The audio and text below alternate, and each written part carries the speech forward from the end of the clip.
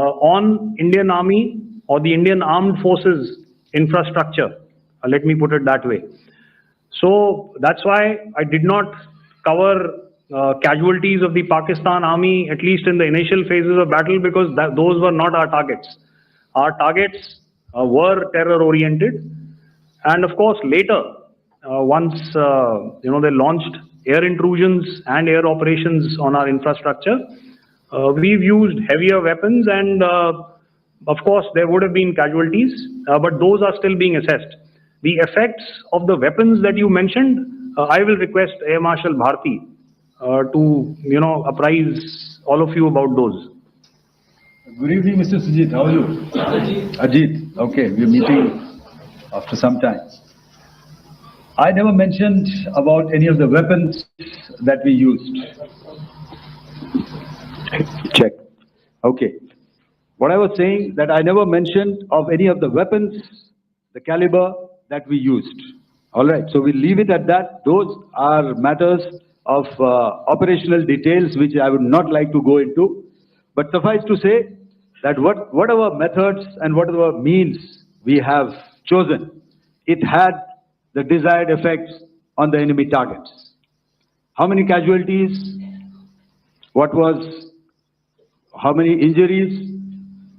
Well, to start with, our aim was not to inflict casualties, but in case there have been, it is for them to count. Our job is to hit the target, not to count the body bags.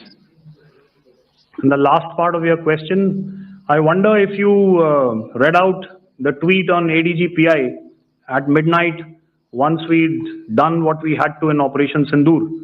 And that's credit to my friend here on the left.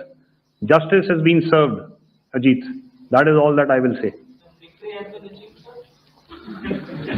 Ajit, I'll request you to, refrain putting words into his mouth. All right. Yeah, I'll come back to the left. 147. Sorry, 47. No, one more. 47. Did I see it here or? Yeah. Good evening, gentlemen. Sorry, 147. I saw it there. Sorry. Yeah. Since I've already said 147. Start, please. Hi, sir. Good evening. This is Shivam Patel from Reuters News Agency. Thank you for giving me the opportunity. My question, sir, is how many military targets did Indian Armed Forces strike in Pakistan in response to the attacks from Pakistan? How were these targets selected? And how many troop casualties have been there in total on both sides, if you can give details? Thank you. I'm sorry, where are you? I haven't spotted his. Here's to the right. Okay. Can you just repeat that for me, please? Sure, sir. So my name is Shivam Patel. I'm from Reuters News Agency. My question is, how many military targets in total did the Indian Armed Forces strike in Pakistan in response to the attack from Pakistan? How were these targets selected? And how many troop casualties have been there on both sides, if you can? So you're speaking of the targets that I mentioned in the wake of the attack at Pahalgam, right? Military targets, after response. Yeah, I think it's amply clear to everybody here that the Pakistan Army has not crossed the international boundary, neither in the plain sector nor on the line of control. So the intrusions have been in the air. There have been certain attempts on the line of control when ceasefire violations have been on to try and infiltrate and carry out and perpetrate activities that we are all very well familiar with. Whether these are by terrorists or by the Pakistan Army or its special forces and commandos is difficult to say, but each of these have been effectively thwarted. So therefore, as far as engagements of military targets on the other side is concerned, I thought Air Marshal Bharti covered those very well and in detail, and he also mentioned as to how they went about targeting those. I think those images were very clear and very, very graphic in telling us as to what we needed to hit. And you'll remember right at the outset, I said that we even went into what was the construction in each of these locations, and therefore decided on the vector that had to be utilized. Please. Okay, if I could add to what the DGMO has said, I have already detailed the targets. Now, whether it is X numbers or Y numbers that is immaterial. And what damage have we inflicted? You have seen. What are the casualties on the other side? As I said, that is for them to count. As far as we are concerned, from the air defense side, if they had a choice, they would have definitely come in. They're fighters, there are more numbers of UCAVs. It is not that they did not intend to come in. It is only that our robust AD posture prevented them from coming in. So that must be known, and that must be realized by all the audience here.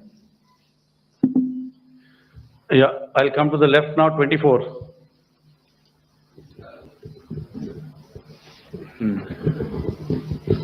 Good evening, sir. This is Anuvesh Rath from Z. Sir, I wanted to know on the first briefing, which was done by FS and two representatives from Air Force and Army, you showed a list where there was 21 places in that list. You have stuck 9. Are more operations going to be held? Is Operation Sindoor still on? And the second question, thank you, sir. Thank you so much. And also, I want to congratulate all three of you for a fantastic operation that you guys have done. Thank you so much. Thank you so much for that one question. Yeah. Sir, the question. Unfortunately, Rath, is that your name? I'm sorry. As far as operational details are concerned, I'm not in a position to share those right now. But I think I'll take a cue from Pramod.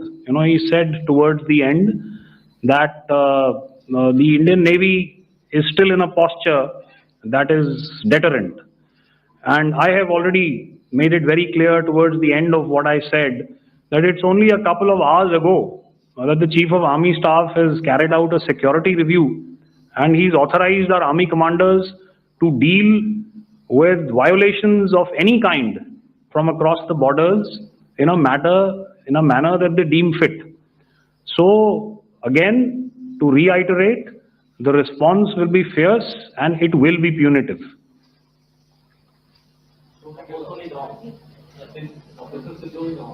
Yes. 163. I'll go back this side now. Yeah, 255. She said middle wale kya karenge, so 255. Oh, sorry. Good evening, sir. I'm Shailesh from National Defense. Please allow me, first of all, to pay my gratitude for protecting us Indians. Thank you very much. Sir, since the enemy has been talking about taking down our aerial platforms, it would be deemed fit in case we can reveal that we have taken down their fighter jets. What could be the number? Though you said that they may be not good to reveal the platforms, but since this has come from various quarters in Pakistan, so I believe that we need to answer in case if you can, sir, if you may allow. The question is for me? Yes, sir. Okay, and if I get it right, you want to know how many of their planes we have downed? Yes, sir. Yes, sir. All right. See, as I said, their planes were prevented from coming inside our border. All right. So we do not have the wreckage with us, but definitely we have downed a few planes. Numbers, we would not like to hazard a guess out here. Okay. I have the numbers. Okay. And we are getting into the technical details of it to establish it. So I would not like to put a figure at this time, but definitely there are losses from their side which we have inflicted. Were they 4th generation plus, sir? No, See, you're putting words into my mouth. Why do you say fourth generation? Let us make it high tech. Thank you so much. all right. Yeah, 163.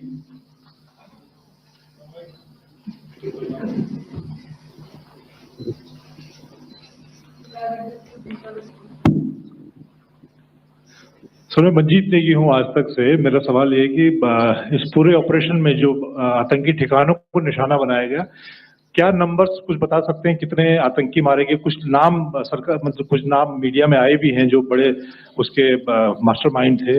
और एक सवाल जो आज air force ने एक tweet किया कि operation सिंदूर अभी जारी है और सरकार की तरफ से भी कहा गया। और पिछली बार जब विदेश मंत्रालय की प्रेस कॉन्फ्रेंस पहली हुई थी उसमें वो लिस्ट दिखाई गई थी कि 21 टेरर कैंप आइडेंटिफाई किए गए हैं। तो क्या जो बाकी बचे हुए टेरर कैंप है उन पर भी कार्रवाई होगी? और एक नंबर अगर आप बता पाएं कितने टेररिस्ट मारे गए? Sir, before you answer, sir, before you. Manjeet ji, 3 questions. The third one has just been asked here before.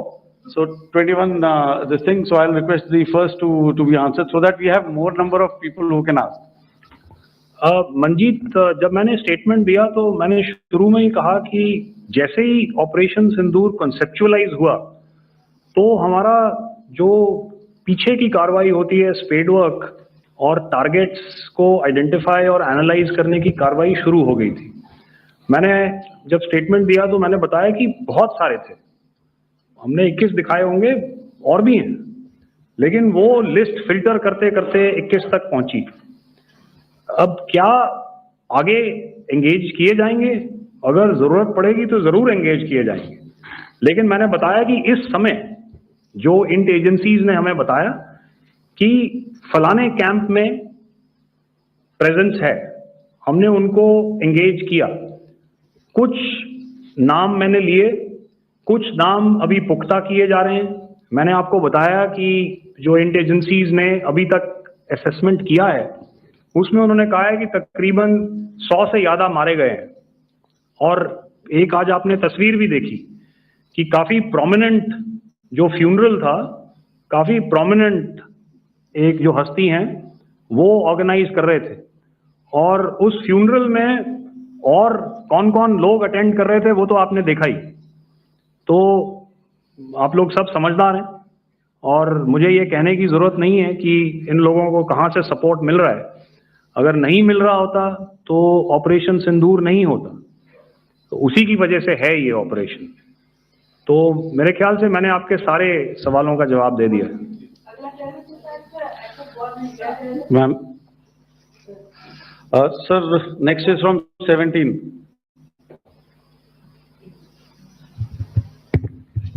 Sir मेरा नाम अंजू निर्वाण है, TV9 भारतवर्ष से। सर मेरा सवाल ये है कि ऑपरेशन सिंदूर में हमारी जो इंडियन नेवी है उसके बारे में सर थोड़ा सा बताएं कि किस तरह की उसकी भूमिका रही, क्योंकि हमने इस दौरान सर देखा कि बहुत सारी स्पेकुलेशन भी रही और ये बोला गया कि कराची तक हमारी नेवी ने ऑपरेशन किया है। तो सर इस पे थोड़ी सी क्लैरिटी चाहिए। और सर हमने कौन कौन से फाइटर एयरक्राफ्ट डाउन किए हैं, अगर उसका भी थोड़ा सा क्लैरिटी मिल जाए तो अच्छा रहेगा। तो मैं आपका पहले सवाल का जवाब दूंगा। I will make few sentences and leave it for your imagination. First of all, as I mentioned, we have quantitative and qualitative edge to deliver a massive blow to our adversary, and we completely dominate in the maritime front. Indian Navy's action is part of the escalation ladder mechanism which we have worked out amongst 3 services. This time, if Pakistan dare take any action, and Pakistan knows it, what we are going to do. That's all. Okay, आपके सवाल का जवाब मैं पहले दे चुका हूँ। आपके सवाल का जवाब मैं पहले दे चुका हूँ, इसलिए मैं बस उस तक ही सीमित रखूंगा और इतना कहना चाहूंगा कि आने वाले दिनों में आपको खुद ही पता चल जाएगा और ऐसी बातें छुपी नहीं रहती हैं, तो पता चल जाएगा। So at this time we'll just let it be. Okay, ladies and gentlemen, we have 1 or 2 more questions, sir. So please. they are going to be outside. You can speak to them there also. 104. 104.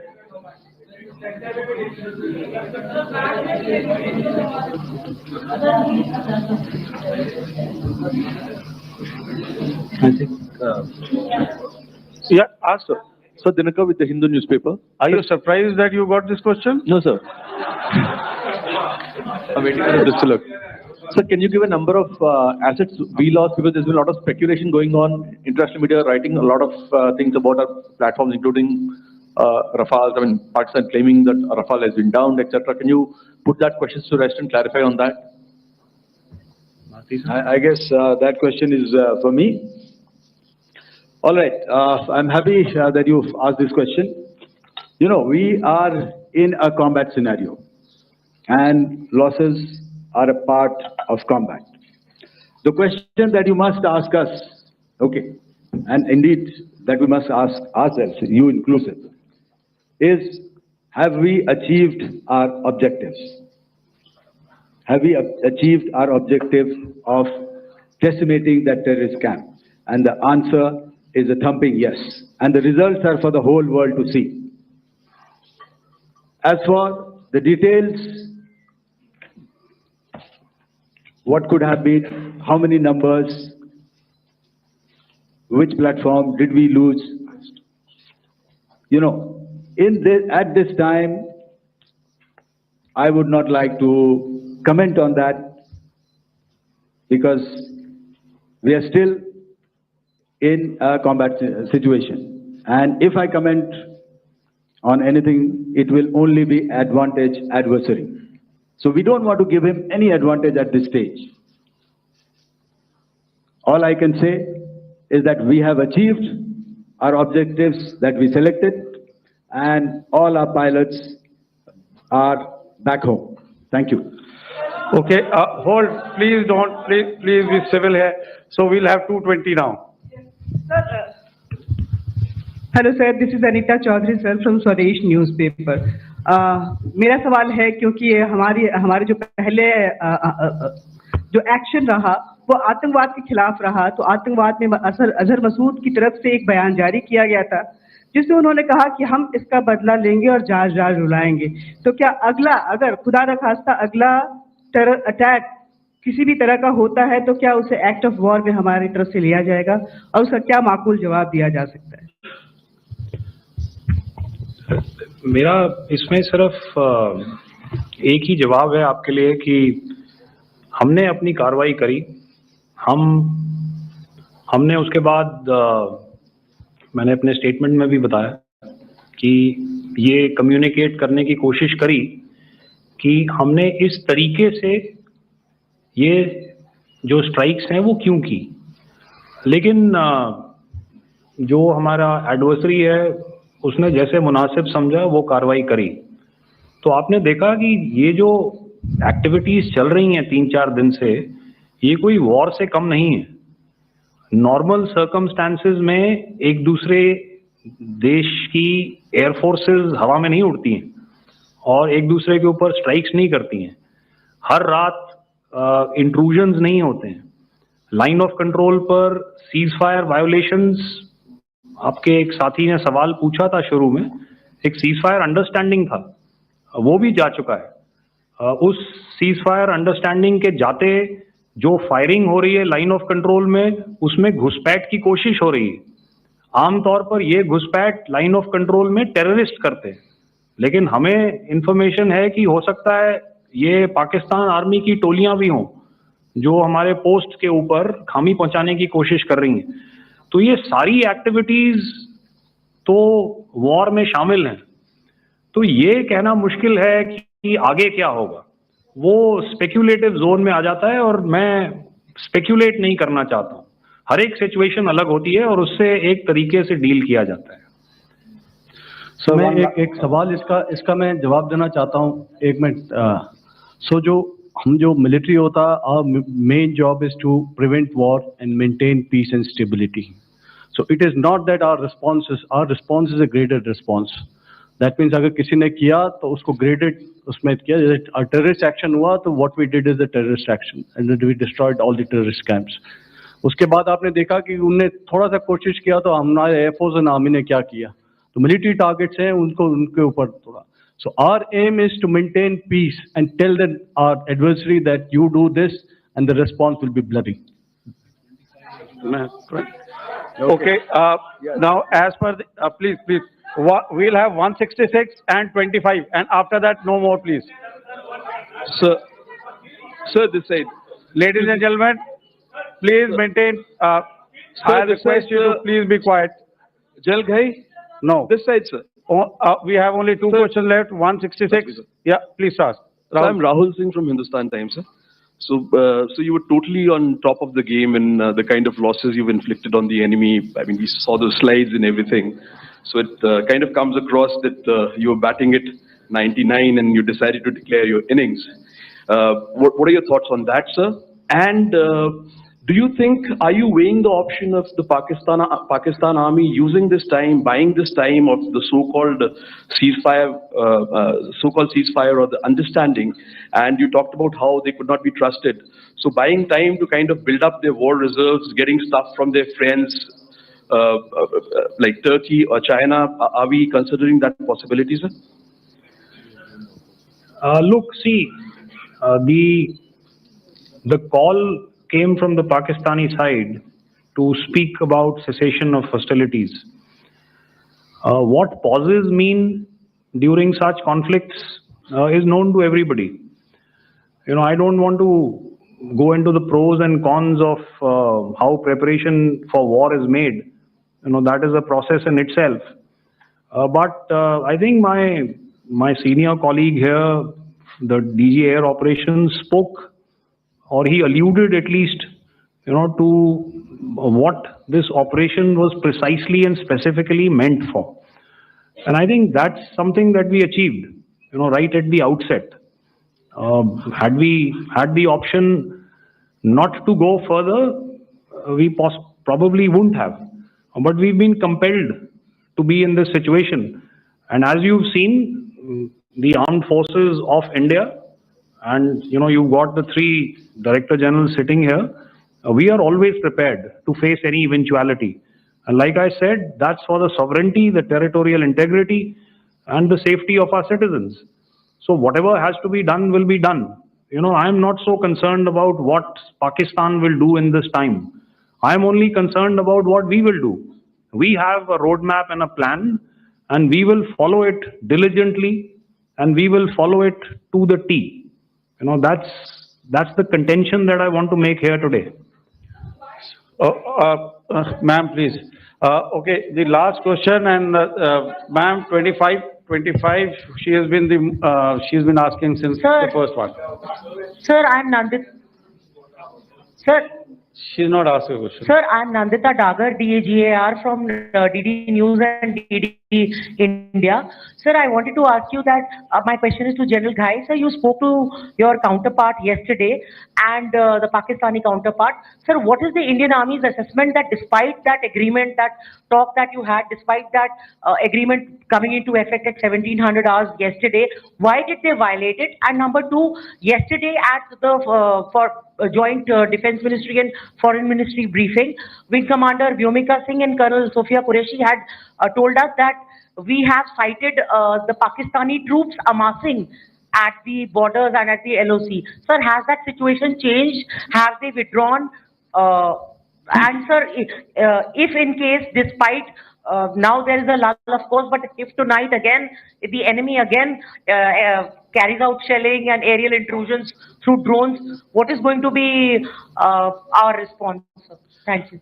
So without outlining the specifics of that response, I've already made it clear that there will be a response and it will be fierce and it will be punitive. Why the Pakistan Army chose the option of violating the understanding that was arrived at earlier yesterday, I think that's a question that we best answered by the Pakistan DGMO. I wouldn't be able to, you know, give you that. But, you know, in situations such as these, and if you go back into any conflict, sometimes these understandings take time, you know, to fructify and manifest on ground. But without, you know, getting into the reasons, it is our mandate to be prepared at all times, and that we were. It's not as if because there was an understanding we weren't prepared. I must tell you that the armed forces were on a very, very high alert, and they continue to be in that state even as we speak. Oh, all right. Ladies and gentlemen, please, ma'am, please. Okay, thank you so much for coming today. Those who have missed asking a question, those who have missed, see, I knew I'll grab this attention from you like this. Those who have missed the opportunity to ask a question can give me a written one. I'll definitely get back to you with that. And also, they are they are invited for a cup of tea in my office day after tomorrow. Welcome to this special press conference on Operation Sindoor. We will begin with opening statements by the three senior officers to my right here, who have been directly overseeing operations during Operation Sindoor. We have Lieutenant General Rajiv Ghai, Director General Military Operations, who will cover the aspects related to land domain. Air Marshal A.K. Bharti, to his right, Director General Air Operations, will provide insights on the air domain. And to my right is Vice Admiral A.N. Pramod, Director General Naval Operations, who will cover aspects on maritime domain. Following their briefings, we will move on to the question-answer session. I now request the DGMO to commence the opening brief. Thank you, Sandeep. A very good evening to all of you, ladies and gentlemen. You are all by now familiar with the brutality and the dastardly manner in which 26 innocent lives were prematurely terminated at Pahalgam on the 22nd of April. When you combine those horrific scenes and the pain of the families that the nation witnessed with numerous other recent terrorist strikes on our armed forces and defenseless civilians, we knew that the time had arrived to make yet another compelling statement of our resolve as a nation. Operation Sindoor was conceptualized with a clear military aim to punish the perpetrators and planners of terror and to destroy their terror infrastructure. What I do not state here, of course, is the often stated determination of India and its intolerance to terror. It set into motion a very diligent and microscopic scarring of the terror landscape across the borders and the identification of terror camps and training sites. The locations that emerged were numerous, but as we deliberated more, we realized that some of these terror hubs were now bereft of any presence and had preemptively been vacated, fearing retribution from us. There was also a term of reference and our own binding, self-imposed restriction to target only terrorists and thus prevent collateral damage. There were 9 camps that you are now all familiar with, which were confirmed by our various intelligence agencies to be inhabited. Some of these were in POJK, while there were others that were located in the Punjab province in Pakistan. Nefarious places such as Muridke, the hub center of the Lashkar-e-Taiba, has over the years bred infamous characters such as Ajmal Kasab and the likes of David Headley. What followed was a careful scrutiny of each of these sinister locations, their layout, configuration, even the type of construction in each structure, and the terrain obtained around these. This was with an obvious intent to deduce and identify the exact vector that was required for their neutralization, as also the eyes in the sky that we would send up to ensure that we brought back evidence that we had indeed targeted what we set out to. The precise images of these engagements on that fateful and historical night have already been showcased during the first press statement on the 7th of May that was helmed by our Foreign Secretary.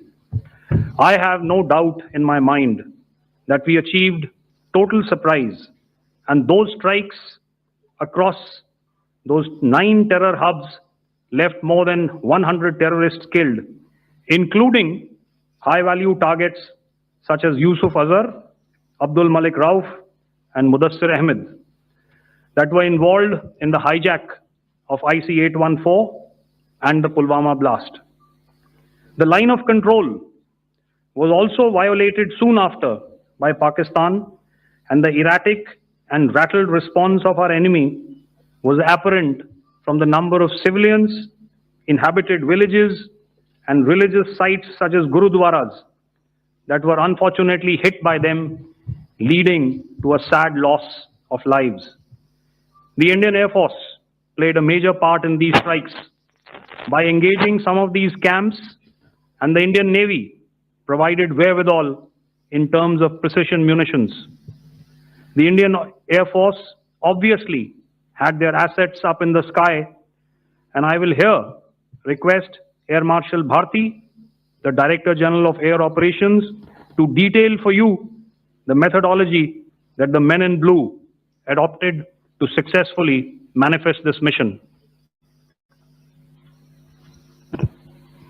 Thank you, Rajiv. A very good evening, ladies and gentlemen. It indeed is a difficult time that we have to come here like this and brief you. We could have done without this, but we had no choice. As the DGMO has detailed, the event was precipitated by the dastardly act at Pahalgam. The sequence of events have already been detailed.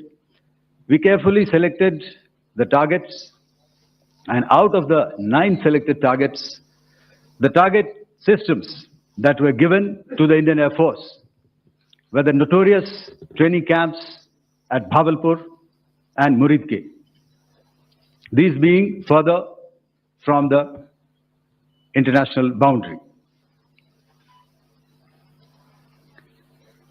Through critical target system analysis, we analyzed what was to be done to annihilate these targets and plan to engage these targets with precision air-to-surface guided munitions so as to avoid collateral damage. The modalities of planning process I will not go through at this instant. However, what I would like to show you is the results that we achieved through our targeted airstrikes. Could I have the second slide, please?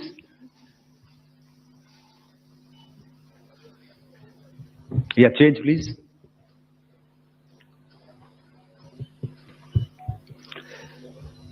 Okay.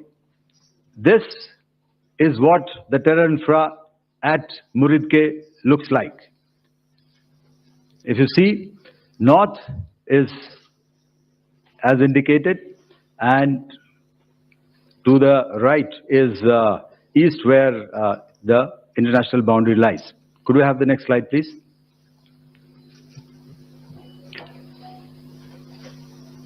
Orientating. Just go back one slide. Okay. Please have a look at this red building, the series of buildings out here, and this empty ground. Next. If you relate, the empty ground is here, and you see this is the first weapon that is impacting. This is the impact point number 1 on Muridke training camp with our precision guided weapons on early morning 7th. Next, please. Keep your eyes glued for the second weapon coming in and the second impact on the selected target point. Next slide, please.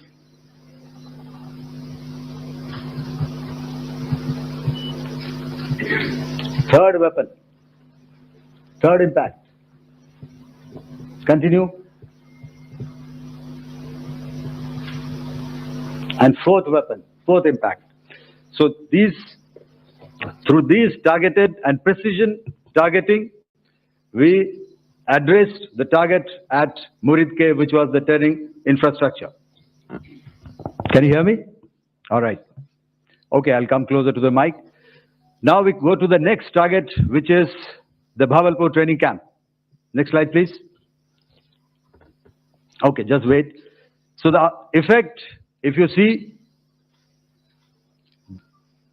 the impact point, if I can point out, this is the impact point. The ammunition has gone through the roof and it has created a blast inside, the photographs of which you would have, all of you would have seen. And the red building, after that, there was this double-story building. It has been completely decimated by precision targeting. Next, please. The target system, which was in the north, a series of buildings. I'll show you how it looked. Next. Completely destroyed by our precision targeting. Next.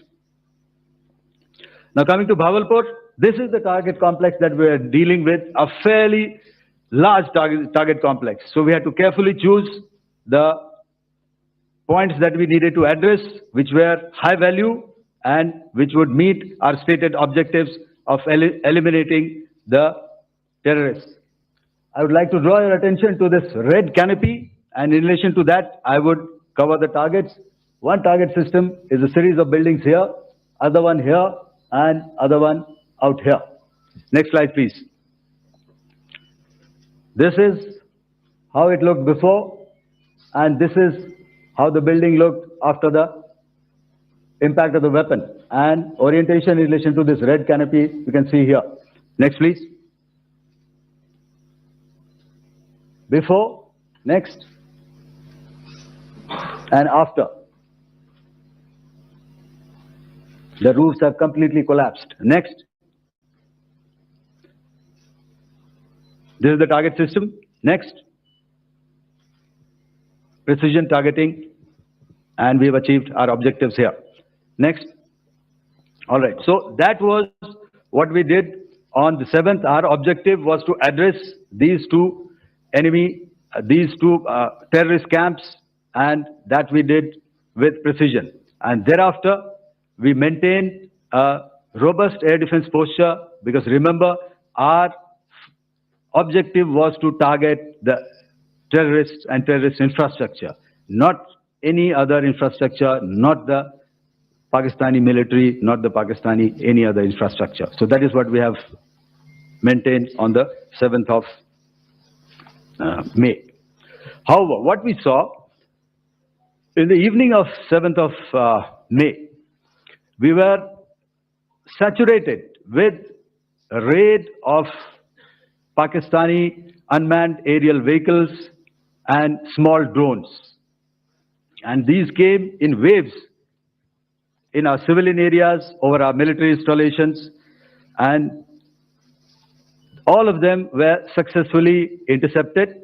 Few of them did manage to land. However, there was not much damage that they did. And we have our robust counter-US hard kill and soft kill systems, which did the job. However, the difference here was that we had targeted the terrorists. The adversary now has targeted our civilians and the military infrastructure. So it had to be responded to. So in a quick and calibrated response, that very night, we struck their radar installations at Lahore and close to Gujranwala, the LYT installation, to indicate to him that we are ready, yet we do not want to escalate. Our fight was with the terrorists and not with the Pakistani military establishment. Thank you.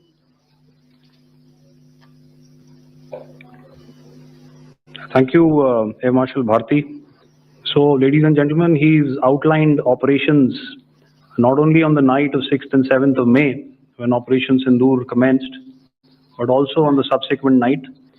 Being well aware and familiar with the congenital and impulsive nature of our adversary, and even though we did attempt to reach out and communicate our compulsions to strike at the heart of terror to my counterpart in the immediate wake of Operation Sindoor, the request was brusquely turned down, with an intimation that a severe response was inevitable and in the offing. We were, of course, prepared. Operations on the 7th and the 8th, Air Marshal Bharti spoken about. On the night of 8th and 9th of May, they flew drones and aircrafts into our airspace all across the borders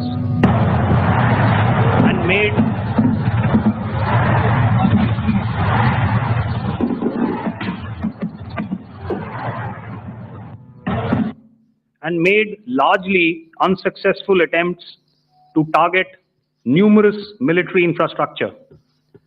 Violations on the line of control by Pakistan also commenced yet again and precipitated into fierce RT engagements. The air operations on the night of 8th and 9th of May, I'll yet again request the DG Air Operations to cover.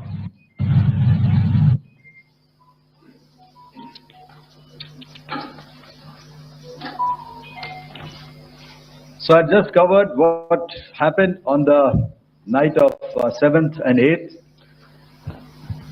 What we found that on the night of 8th and 9th, starting as early as 22:30 hours, our cities had a mass raid of drones, unmanned aerial vehicles, UCAVs, starting right from Srinagar, going down right up to Nalia.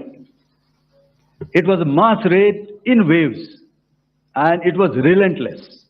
However, we were prepared, and our air defense preparedness ensured that there is no damage on ground or to any of the intended targets that the enemy might have planned for.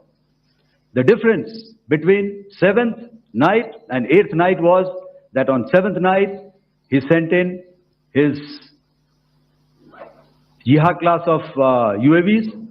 However, these UAVs can go some distance, they are armed. However, on the 8th, less numbers of armed UCAVs were there or UAVs were there, and more numbers of quadcopters, maybe for surveillance or just for harassment of civilians. This continued till midnight. Our air defense preparedness ensured that there was no damage on the ground, either to the military installations or to the civilians. However, the enemy had yet again shown that he wanted to up the ante and he wanted a fight, and we were up to the task. In a measured and calibrated response, we once again targeted his military installations, which included his SAM sites at Malirkant. This also included his surveillance radar sites at Lahore and close to Gujranwala. These were suitably addressed, and thereafter his drone attacks continued even till morning, which we countered, and during the daytime there was some respite. Here, I would like to bring out another aspect. What we found was that while the drone attacks were being launched from somewhere close to Lahore, enemy had allowed his civilian aircraft to also continue to fly out of Lahore. Not only his own aircraft, but international passenger aircraft, which is quite insensitive, and we had to exercise extreme caution, even at the cost of some tactical disadvantage, to ensure that there is no damage to any of the civilian aircraft. And this was also brought out in our press briefing during the day. So I will now hand over to my colleague to cover the events of 9th onwards. On land, we also undertook certain measures such as deployment of air defense and electronic warfare assets to establish an integrated grid with the Indian Air Force, and I have seen and heard some of you wax eloquent about the benefits of such an architecture when it comes to negating and combating air intrusions. We also carried out deployment to include movement of our forces in the land, sea, and air domains.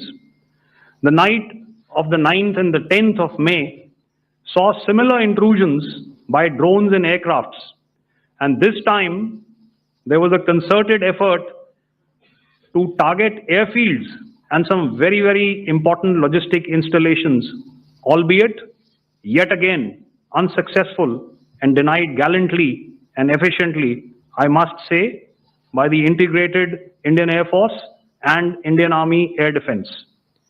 We further strengthened our deployment and also initiated some pressure points to send a very clear and unambiguous message to the other side to desist from any misadventures on land.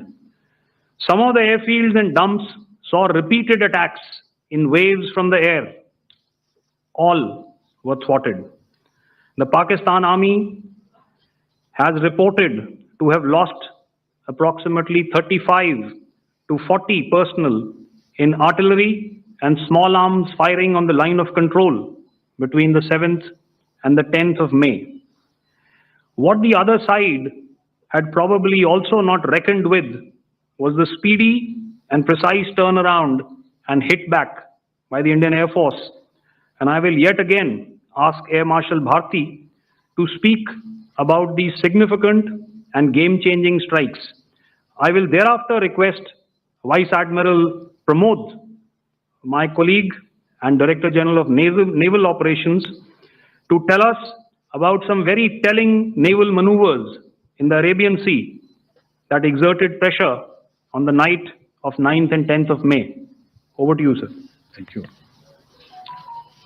Commencing about 2000 hours, that is 8 p.m. local time, on 8th of May, several Pakistani unmanned aerial systems, drones, combat vehicles attacked multiple IF bases. These included Jammu, Udhampur, Pathankot, Amritsar, Bhatinda, Nal, Dalhousie, Thois, Jaisalmer, Uttarlai, Falodi, Nalia.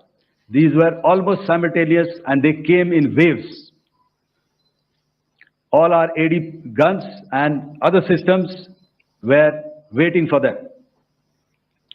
All these waves were neutralized by our trained crew using the air defense systems that they have, and also some of them were utilized using our legacy systems like Pechoras and IF Summer, which we have recently acquired.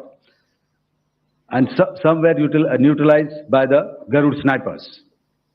There was no damage on ground from these incursions and these mass raids, if I could call them, from the Pakistani side. However, following these relentless attacks on our air bases, on our forward positions, and on our civilian targets, this was time to convey some message to our adversaries. And therefore, a decision was taken to strike where it would hurt. And towards that, in a swift, coordinated, calibrated attack, we struck his air bases, command centers, military infrastructure, air defense systems across the entire Western Front. The bases we struck include Chaklala, Rafiki, and mind you, Chaklala is Islamabad. Rahim Yar Khan, Sakkar, sending a clear message that aggression will not be tolerated. This was followed by strikes at Sargoda, Bholari, Jacobabad. We also struck the C2 centers at Murid, the UAE complex at Murid, Rafiki, radar at Chunia, which I will show you, Rahim Yar Khan airfield, and the unmanned combat aerial vehicle hangar at Sakkar.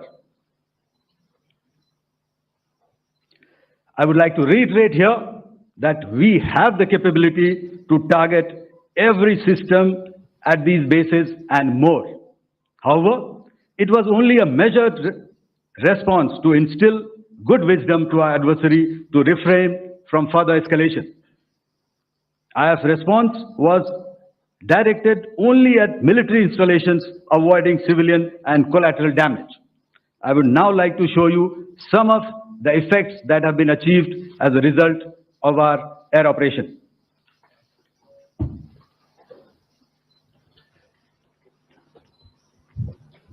Here is the Pasrur air defense system. If you could see, zoomed up view, this is the radar mounted on a high tower.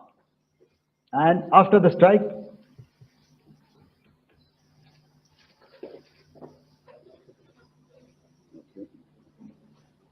let me manage. Thank you. Can you hear me? Yeah, thank you. And after the strike, this is what has happened. This radar has been taken out, completely burnt. Next slide, please. The Chunia air defense radar, which was taken out on 7th and 8th, this is the radar site. A blown up photograph, once again, on a tower, not very clear, but what you see very clearly is the after effect after we have struck. The radar head has been completely decapitated. Next slide, please. Arifwala air defense radar. In this complex, you see how it looked before, blown up image, and after really blown up. Next. Now coming to Sargoda airfield. Remember, this is one of their important airfields wherein they have a lot of assets, F-16s, other assets which they keep getting, training institutes. And we have stuck this airfield. It is not, if you zoom in here, then one impact point here on the runway and second impact point of our weapon, precision weapon on the runway. And if you see this blown up repairing going on, same here. Next. Rahim Yar Khan. This is the area we have struck. A deep strike out here and one complex here. So this is how it looked before, and the same, you see a big crater, another crater here, and this complex after strike neutralized. Next. Chaklala airfield, Noor Khan, once again a major air base, a lot of their logistic assets out here. This was the chosen complex that we intended to strike and convey a message. Next slide, please. This is how it looked before, and this is how it looked after our strike. Next. Sakkar. We chose the radar site at Sakkar. This is the radar site. And after it was struck, this is the aftermath, completely burnt out. Next, please. Aircraft shelter. This is how it looked before the strike, and this is how it looked after the strike. The roof of the buildings completely caved in and burnt. Next. Bolari Airfield, aircraft hangar. This is how it looked before, and this is how it looked after the precision strike. Next. Jacobabad, aircraft hangar, and this is how it looked after. Next. So what I'm trying to convey here, ladies and gentlemen, is to start with, our fight was neither with the Pakistani military nor with anybody else who's there on the other side. Our fight was with the terrorists. We neutralized the terrorists that we selected to be neutralized, and thereafter we only maintained the air defense posture. However, we were relentlessly pounded by waves after waves, night after night, by his UCAVs, by his drones, and by his other unmanned aerial systems. And that left us with no choice but to retaliate, and yet our retaliation was calibrated, it was graduated, and it was proportionate. Thank you.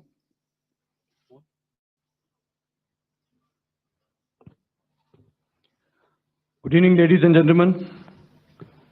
In the aftermath of the cowardly attacks on innocent tourists at Pahalgam in Jammu and Kashmir by Pakistani-sponsored terrorists on 22nd April, the Indian Navy's Carrier Battle Group, surface forces, submarines, and aviation assets were immediately deployed at sea with full combat readiness in concert with the joint operation plan of the Indian Defence Forces. You may be aware that we tested and refined tactics and procedures at sea during multiple weapon firings in the Arabian Sea within 96 hours of the terrorist attack. The aim was to revalidate our crew, armament, equipment, and platform readiness to deliver various ordnance on selected targets precisely. Thereafter, our forces remained forward deployed in the Northern Arabian Sea in a dissuasive and deterrent posture with full readiness and capacity to strike select targets at sea and on land, including Karachi at time of our choosing. The forward deployment of the Indian Navy compelled Pakistani naval and air units to be in a defensive posture, mostly inside harbors or very close to the coast, which we monitor